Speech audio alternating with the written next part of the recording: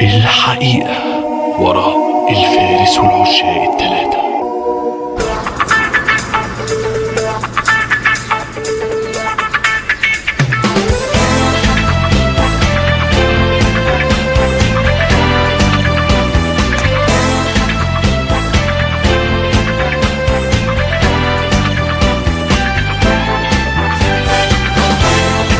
فوكس التهامي باشا. بديع. صباح الفل على عمي وعم الانتاج السينمائي في مصر. عايز ايه يا بديع؟ الواد مرعي يا باشا كاتب حته سيناريو جحيم. قصر يا ابن وديع. قصه حب الفارس والعشاق الثلاثه. الاسطوره. مين الجحش ده؟ ده مرعي ابن الحاج سعيد بتاع سفينه تايتانيك. يا سلام. قعد 3 سنين يكتب في الورق ده يا باشا. وده هيتصور في 6 سنين ده يا بديع ولا ايه؟ بس صبرك بس عليا يا باشا، هفرجك على المشهد اللي هيخلي النسوان تريل. خش يا ابني. عملنا لك حته مزيكا كده يا باشا على الماشي عشان تعيشك في المود.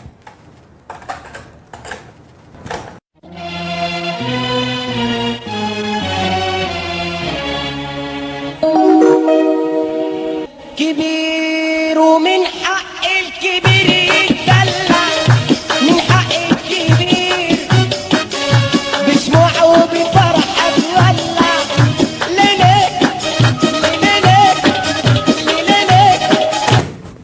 ايه يا ابني البورس اللي انت جايبهولي ده؟ الواد ده توبلس ليه يا بديع؟ ما هو ده اللي هيخلي النسوان تريل.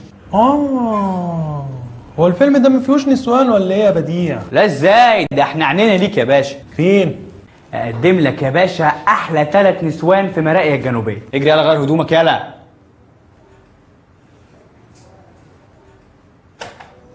اتفضلوا يا اساتذه. اوعى يلا.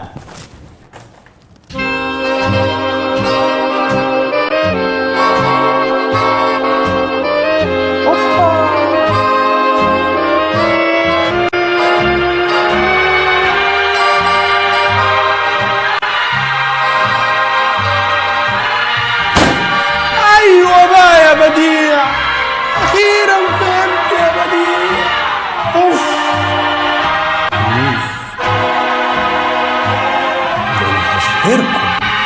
هشهركم. ولسه يا باشا لما تشوف ليلي بعد ما تفهم. مين دي اللي هتتخن يا بديع؟ البطل. وازاي البطلة تتخن يا بديع؟ انت عايز تفطسني ولا ايه؟ بس صبرك بس عليا يا باشا. خش يا ابني. ده في مشهد تاني ساخن يا باشا هيتصور كمان 5 شهور لما البطله تتخن. 3 بطلات قفشوا البطل مع واحده رابعه، واحد يجري وراه والبطل التخينه مش عارفه تجري وراه، في الاخر وقعت في البسين. يا بديع شكلك عايز تصور الفيلم ده في 10 سنين، طول عمرك موكوس. عايز بسين؟ قول لي. خد انحت القصير منه. استاذ يلا يا اساتذه. بديع سيب لي مدام ليلي دخان انا وعرفت.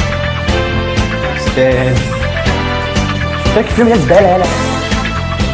السنة اللي رفضنا فيها الفارس والعشاق الثلاثة أنتجنا راكور اتصور بهاندي كام واتعرض على الفيسبوك، حقق 97 لايكاية و256 كومنت. مهرجان جامعة مصر أفلام قصيرة الطريق.